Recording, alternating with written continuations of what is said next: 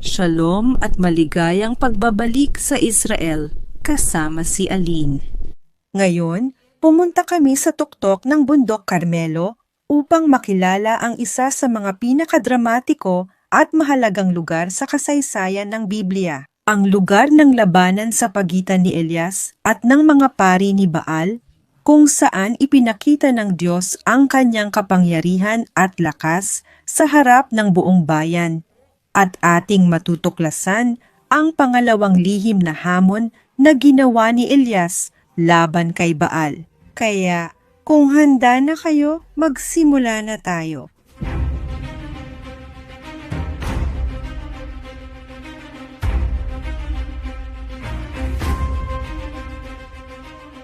Narito tayo ngayon sa tuktok ng Bundok Carmelo, sa isang lugar na tinatawag na Muhraka, na ang ibig sabihin ay ang nasunog na lugar. Hindi ordinaryo ang pangalan na iyan, dahil kahit na mukhang napakapanatag at napakaganda ng lugar na ito ngayon, dito naganap ang isa sa pinakamalalaking labanan sa Biblia. At nagsimula ang kwentong ito 2,900 taon na ang nakalilipas, noong ang 12 tribo ng Israel ay nahati sa 2 kaharian. Ang kaharian sa timog ay tinatawag na kaharian ng Juda, kung saan naninirahan ang 2 sa mga tribo, at ang mga inapo ni David ang namumuno sa kanila, at ang kaharian sa hilaga ay tinatawag na kaharian ng Israel. Doon naninirahan ang 10 tribo, at ang namumuno ay si Akab, at si Haring Akab ay nagpakasal kay Jezebel na napakasama. At ang tawagin siyang masama ay kulang pa dahil sinubukan niyang wakasan ang pananampalataya ng buong bayan ng Israel. Siya ay orihinal na taga-Sidon, isang bayan na matatagpuan sa hilaga ng lugar na ito na ngayon ay tinatawag na Lebanon. At siya ay isang pagano. Sumasamba siya sa iba't ibang Diyos, ngunit lalo na kay Baal at Asera, at hindi lang siya basta sumasamba sa mga Diyos-Diyosan. Hinimok niya ang kanyang asawa, si Akab, ang hari ng Israel, na gawin din ito kasama niya. At magkasama nilang inusig at pinatay, nilipol ang lahat ng mga propeta ng Diyos maliban sa isa. Sino? Walang iba kundi si Propeta Elias.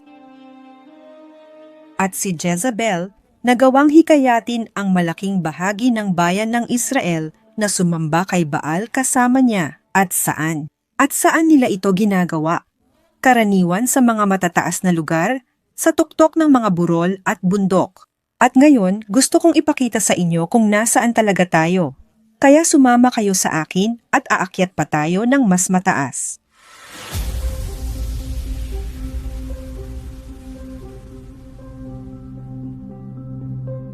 Baka nagtatanong ka tungkol sa maliit na boteng suot ko sa leeg. May lamang lupa mula sa Temple Mount. Kaya dala ko ang kasaysayang biblikal. Noong 1999 iligal na itinapon ang lupang ito para burahin ang ating nakaraan. Ngunit nailigtas ito ng mga arkeologo sa Temple Mount Sifting Project. Maaari kang magkaroon ng bahagi ng kasaysayang ito at suportahan ang mahalaga nilang gawain. I-scan ang QR code o tingnan ang link sa ibaba para sa espesyal na regalo ngayong holiday. Wow! Mga kaibigan, napakaganda talaga ng tanawin dito. Wala akong masabi para ilarawan lahat ng nakikita natin dito. Talagang nasa isang napakataas tayong lugar at tingnan nyo kung gaano kaganda ang napakalaking lambak na ito na nandito. Sa likod natin ay ang lambak ng Jezreel at ang mga bundok sa likuran ay ang mga bundok ng Nazaret. Diyan mismo sa harap natin, sa tuktok ng bundok na yon, naroon ang lungsod kung saan namuhay si Jesus ng malaking bahagi ng kanyang buhay, kasunod ng lambak ng Jezreel.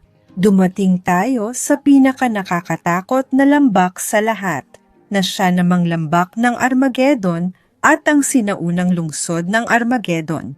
At sa lugar na ito, ayon sa Biblia sa pahayag 16:16, dito magtitipon ang mga hari para simulan ang dakilang huling labanan. At tayo ay nagpapatuloy. At makikita natin dito ang malaking bahagi ng heograpiyang biblikal ng Israel. Gusto ko lang na ang inyong mga mata ay tumingin sa kabaligtaran. Malinaw nating nakikita dito ang isang hanay ng mga bundok. Ang lahat ng nakikita natin dito ay ang bundok Carmelo. Marami itong mga tuktok. Iba ito sa bundok na. Halimbawa, Tabor, naiisa lang ang tuktok. Dito makikita natin na maraming matataas na bahagi at narito tayo mismo sa isa sa pinakamataas na bahagi ng bundok Carmelo. At hindi lang iyon, nasa pinakahuling tuktok pa tayo ng bundok Carmelo. Dahil sumama kayo dito sa akin, makikita natin na kapag tumingin tayo pababa, talagang dito nagtatapos ang bundok at nagsisimula na ang lambak. At dahil dito, ang lugar na kinaroroonan natin ay tinatawag na Keren ha-Carmel, ang sungay ng Carmelo, dahil ito ay isang napakataas na punto bago magsimula ang malaking pagbaba. Isa pang bagay na makikita natin dito ngayon na kadalasan ay wala, ay itong bagyong may dalang buhangin na papalapit sa atin. Humihingi ako ng paumanhin kung naririnig ninyo ang hangin. Sa likod, makikita ninyo ang tila alikabok na papalapit pero buhangin pala iyon. May isang malaking bagyong may dalang buhangin na papalapit at kasabay nito ay malakas na hangin. Kaya totoo talaga ito.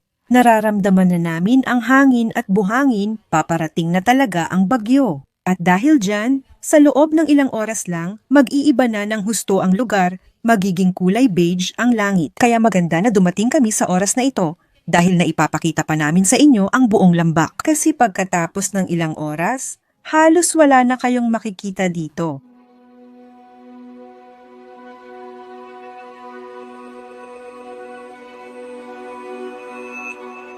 At ang mga tao ng Israel ay umaakyat sa mga matataas na lugar na katulad nito para sumamba, pero para sumamba kay Baal. At isipin ninyo ang sakit na nararamdaman ni Elias. Na nakikita ito, ang mga tao ay lumilihis kay Baal, kay Asherah at napakalinaw na may kailangang gawin. Kaya, si Elias ay pumunta kina Akabe at Jezebel. Literal na inilalagay sa panganib ang kanyang sariling buhay. Dahil natatandaan ninyo na pinatay nila ang lahat ng iba pang mga propeta. At si Elias, kahit ganoon, ay pumunta pa rin sa kanila upang sabihin ang isang bagay na ayaw nilang marinig. Pumunta si Elias at ipinahayag ang isang matinding tagtuyot sa buong teritoryo.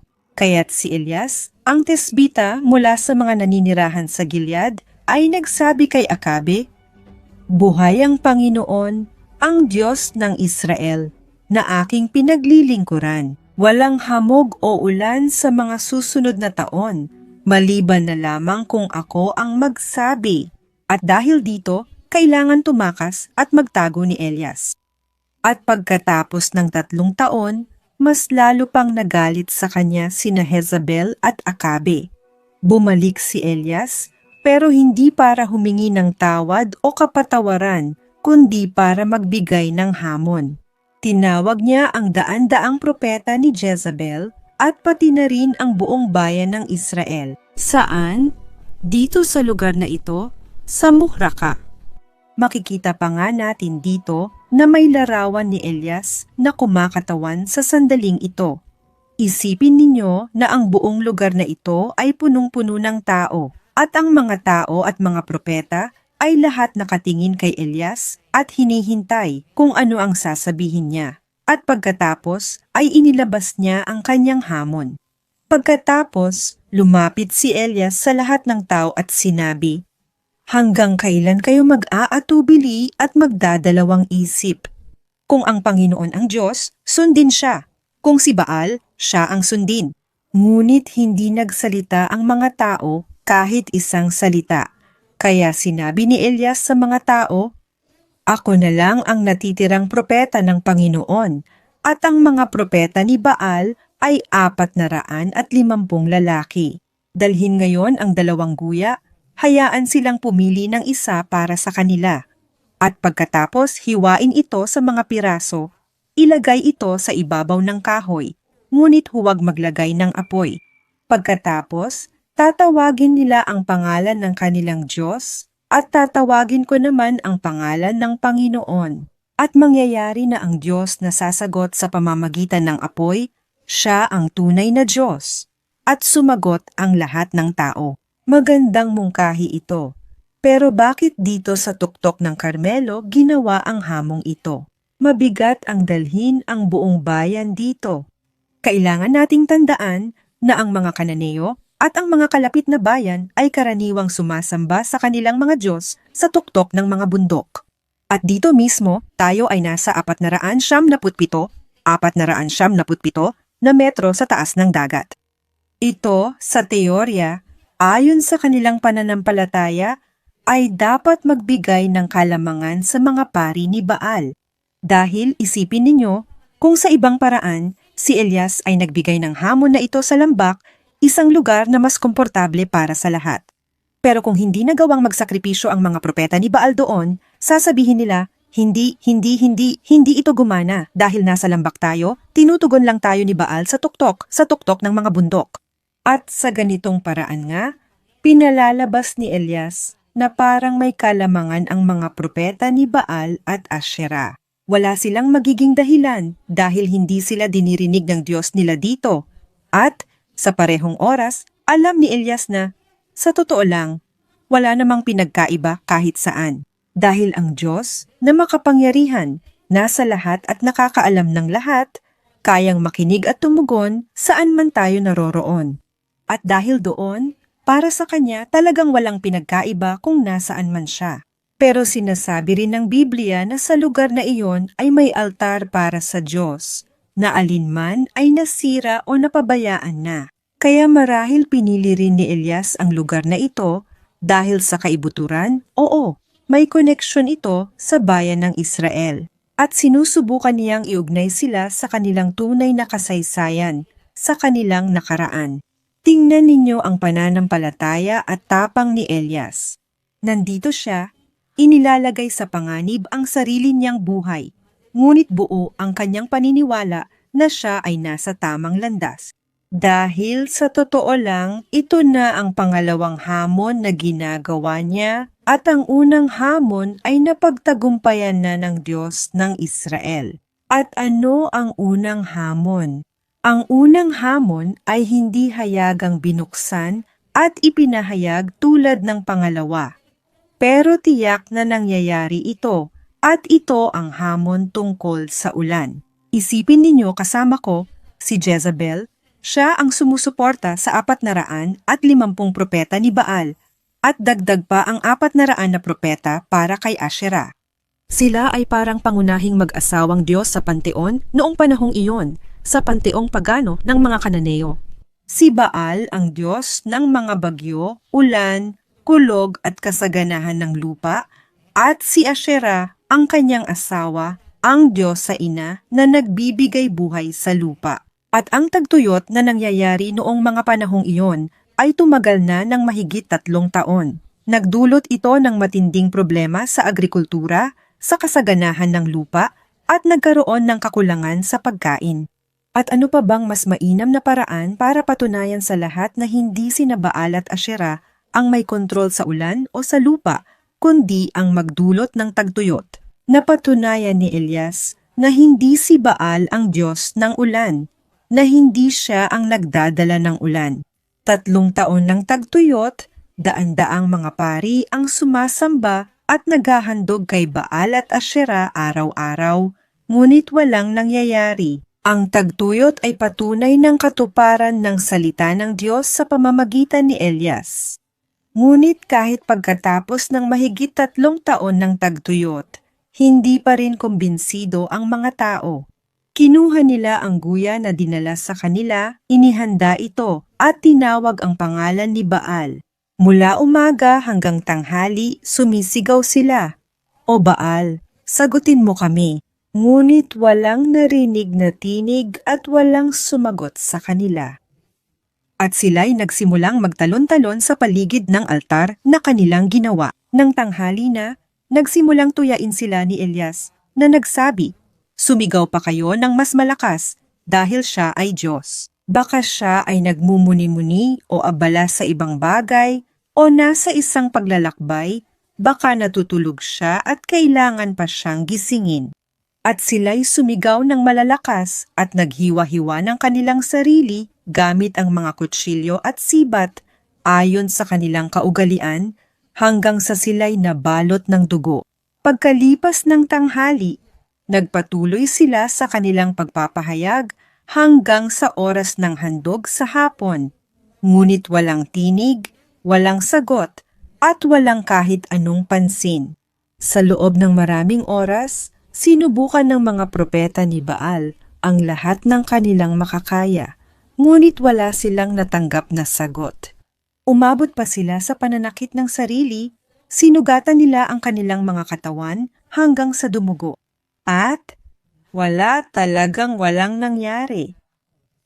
At pagkatapos, bandang 3:00 ng hapon, na siya ring oras ng paghahandog sa hapon na iniaalay sa Diyos ng Israel.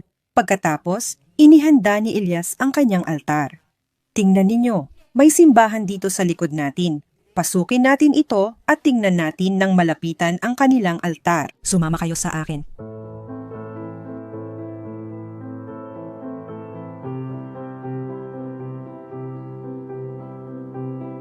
Makikita natin dito nang malinaw ang isang altar na gawa sa 12 magagaspang na bato, eksaktong gaya ng inilalarawan sa Biblia. Kaya ito ba ang altar ni Elias? At ang sagot ay hindi. Ang altar ni Elias sa paglipas ng panahon ay nawala. At ang altar na ito ay ginawa pagkatapos. Pero tinutulungan tayo nitong makita kung ano ang hitsura ng altar ni Elias. At isa pang kawili-wiling bagay ay noong ginawa ni Elias ang kanyang altar, iniutos niyang hukayin ang paligid nito ng mga kanal at punuin ang mga kanal, ang altar at lahat ng nasa ibabaw nito ng tubig. Ngunit saan ka makakakuha ng tubig dito sa tuktok ng bundok sa maikling panahon? Ang tanging lohikal na paraan ay sa pamamagitan ng mga balon, at dito mismo makikita natin na may balon. Naniniwala ang mga arkeologo at mga espesyalista na ang balong ito ay itinayo pagkatapos ng panahon ni Elias. Pero nakakatulong ito sa atin, kahit papaano, na makita na oo may ganitong pangyayari dito sa bundok. At malamang, isang balon na katulad nito ang ginamit para kumuha ng tubig na ilalagay sa altar. Nang dumating na ang oras ng handog sa hapon, lumapit si Propeta Elias sa altar at nagsabi, "O Panginoon, Diyos ni Abraham, ni Isaac at ni Israel, naway malaman ngayon na ikaw ang Diyos sa Israel at ako ay iyong lingkod. At ayon sa iyong salita, ginawa ko ang lahat ng mga bagay na ito." Sagutin mo ako, Panginoon. Sagutin mo ako upang malaman ng bayang ito na ikaw, Panginoon, ang Diyos, at ikaw ang nagpanumbalik ng kanilang mga puso sa iyo. Pagkatapos, bumaba ang apoy ng Panginoon at tinupok ang handog na sinusunog, ang kahoy, ang mga bato at ang lupa, at pati ang tubig na nasa kanal ay nilamon din.